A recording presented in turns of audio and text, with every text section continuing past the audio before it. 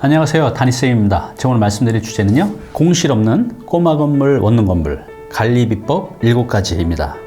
상담을 하다 보면 이런 이제 꼬마 건물, 원룸 건물, 또 상가 건물을 갖고 싶어 하시는 분들이 많이 계시죠. 그런데 주저하시는 분도 많아요. 왜냐하면 공실이 생길까봐, 내가 대출을 많이 받아서 이자를 내야 되는데 공실이 생겨서 이자를 못 내면 어떡하지? 이런 걱정도 있고, 또 임차인이 전세로 있는데 전 임차인이 나가고 새로 들어오는 임차인을 바로 구하지 못하면 내 또 전세금을 내줘야 되잖아요. 근데 그때 목돈이 없으면 이게 난감하죠. 그래서 이런 걱정 때문에 하고 싶지만 좀 주저하시는 분도 있는 것 같아요. 저번 주에 50대 여성께 상담 오셨어요. 이분은 이제 5년 전에도 저를 이제 찾아오셨었습니다. 그때 원룸 건물 관련해서 이제 상담을 오셨어요. 그리고 이제 구입도 했죠. 근데 이제 이번에는 친동생이 은퇴를 한다고 해요. 그래서 신축을 통해서 한번 상가 건물을 지어보면 어떨까라는 이제 생각으로 이제 상담을 오셨습니다. 그래서 제가 여쭤봤어요. 그 5년 전에 매입하신 원룸 건물은 공실 없이 잘 운영이 되고 있나요? 라고 여쭤봤더니 놀랍게도 그 5년 동안 공실이 거의 없이 잘 운영이 됐다고 해요. 네, 근데 그 비결 중에서는 저도 지금 원룸 건물을 갖고 있지만 제가 쓰고 있는 방법을 이분도 쓰고 있고, 또 이를 넘어서 저보다 더 잘하고 계시더라고요. 이분이 어떻게 공실 없이 5년 동안 운영을 잘하고 있는지 궁금하시죠? 네, 지금부터 그 비법 7가지를 말씀드릴게요. 여러분도 한번 적용해 보시기 바랍니다. 네, 이분이 산 건물은 5년 전에 매입했는데 그 당시에 10년이 좀 넘은 건물이었어요. 뭐 오래됐다고 할 수도 없지만 또 새 것도 아니었죠. 또 인근에는 새 원룸 건물이 많이 있어서 그들과 경제하기는 조금 역부족이었죠. 그리고 이분이 매입할 당시에 총 방이 15개가 있었는데 그중에 6개가 공실이었어요. 그래서 좀 싸게 매입을 할 수 있었죠. 자, 그래서 이 상태가 안 좋은, 비교적 경쟁력이 떨어지는 이 건물을 이분이 잘 관리를 하게 됩니다. 그 첫 번째는요, 바로 적은 돈으로 집안을 예쁘게 꾸미기입니다. 원룸이 보통 한 5평에서 8평 정도 되는데요. 이분이 이 원룸 건물을 임차인이 바뀔 때마다 예쁘게 꾸몄어요. 어떻게 했냐면 돈을 많이 들이지 않고요. 우리 손잡이 있죠? 그 방 손잡이, 또 화장실도 있고, 그것을 인테리어 소품 가게 가서 아주 예쁜 걸로 이제 다른 거죠. 그리고 여기도 보면 예쁜 등이 있는데 방하고 그 주방 쪽에 있는 등을 카페에 있는 것처럼 아주 예쁜 걸로 이제 갈았다고 합니다. 그리고 주방 쪽에 있는 그런 시트지도 본인이 직접 손을 봐서 다 갈아서 했는데, 물론 시간은 좀 들었지만 비용이 이렇게 많이 들어가지 않았다고 해요. 그래서 이렇게 예쁘게 꾸며놓으니 오셨던 분들이 대체로 많이 계약을 바로 했다고 합니다. 네, 이제 두 번째 방법은요, 블로그를 만들어서 자신의 원룸 건물을 널리 홍보했습니다. 이분이 이제 할 수 있는 방법을 다 찾아본 거죠. 그런데 구청에서 하는 이제 블로그 마케팅 그 과정이 있었나 봐요. 그래서 이제 그걸 들으시고 자신의 원룸 건물을 이제 홍보를 합니다. 블로그를 만들어서 이 건물의 특징과 장점, 또 주변의 환경, 또 각 방의 평론도들을 잘 이제 올렸던 거죠. 부동산을 통해서 계약된 것도 많았지만 이 블로그를 통해서 찾아오신 그 손님들도 굉장히 많이 있었다고 합니다. 네, 세 번째는요, 만기 전에 미리 임차인에게 확인하고 대처한다입니다.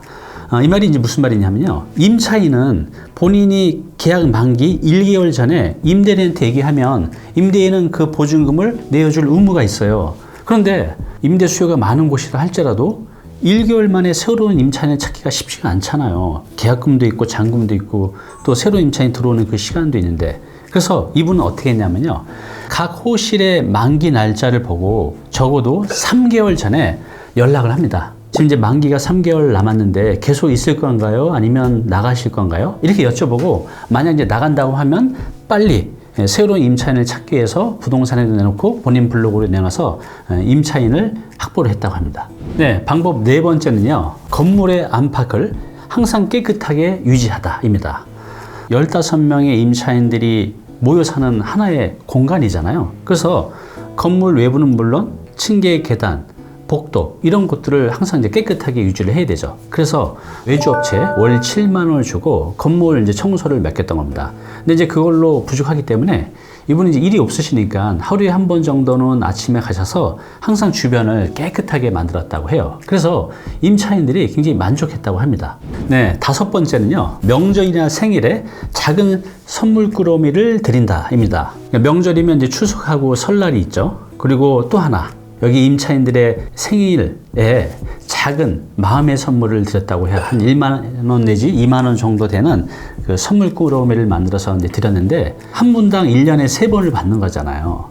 너무너무 감사하고 너무너무 좋아했다고 합니다. 왜냐하면 이분들은 다 혼자 살잖아요. 또 외로울 거 아니에요. 그런데 어찌 보면 가족이나 친구한테 받지 못한 이런 작은 마음의 선물을 받게 되니 얼마나 감사하겠습니까? 이것 때문이라도 다른 데로 갈까라는 생각을 가셨던 분들이 뭐 갈 수도 있겠지만 계속 이제 남아 있으려는 분들도 있죠. 좋으시니까요. 그런데 보세요. 보통 이제 10,000원에서 20,000원이면 한 분당 1년에 3번 선물하니까 한 30,000원에서 60,000원 되잖아요. 그럼 최대 60,000원만 쳐도 15가구면 한 100만 원밖에 안 돼요. 1년에 100만 원을 쓰고 이분들의 마음을 따뜻하게 만들어드리고 만족하게 만들어드리는 거죠. 괜찮지 않습니까? 네, 6번째는요. 보안 및 편의시설을 갖추다입니다. 다 혼자 살잖아요. 여기 있는 분들은. 가장 중요한 게 이제 보안이죠. 그래서 이분이 이 얻는 건물을 매입하셨을 때는 창문에 방범창이 없었다고 해요. 그러면 여성분들이 되게 불안할 거 아니에요. 그래서 매입하자마자 방범창을 다 달았다고 합니다. 그리고 여기 이제 편의시설 이제 정수기라고 돼 있는데 혼자 사시는 분들은 집안에 정수기를 뭐 임대 렌탈해서 쓰는 경우가 좀 드물죠. 그렇죠? 그래서 대부분 사다가 먹습니다. 되게 번거롭죠. 쓰레기도 생기고. 그런데 이분이 2층에 식당에 쓰는 큰 영업용 정수기 있잖아요. 그걸 한 대를 딱 놔둔 겁니다. 그랬더니 거기 있는 임차인들이 필요할 때마다 가서 물을 따라서 먹을 수 있기 때문에 임차인들은 비용도 절약이 되고 또 편리하고 또 건물에서는 쓰레기가 안 나오니까 깨끗하고 서류가 좋은 거죠. 네, 마지막 7번째는요. 부동산의 건물의 특장점을 요약해 제공한다. 임차인이 이제 나가게 되면 새로운 임차인을 이제 구해야 되잖아요. 그런데 보통 분들은 어떻게 하죠?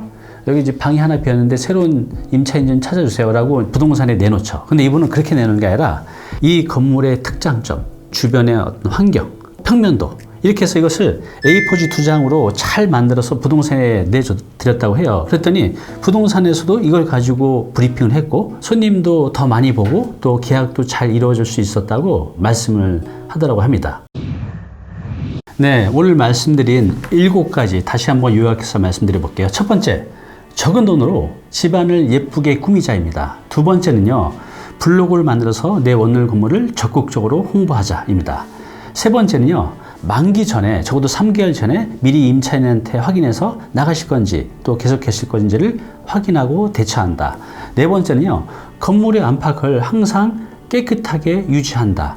다섯 번째는요, 명절 또 생일에 임차인들에게 작은 마음의 선물을 드린다입니다. 여섯 번째는요, 보안 및 편의시설을 갖춘다. 마지막 7번째는요, 부동산의 건물의 특장점을 잘 요약해서 부동산에 제공한다입니다. 네, 물론 이것만 가지고도 100% 다 한다고 볼 수는 없죠. 근데 이게 안 되면 또 하나의 방법이 있습니다.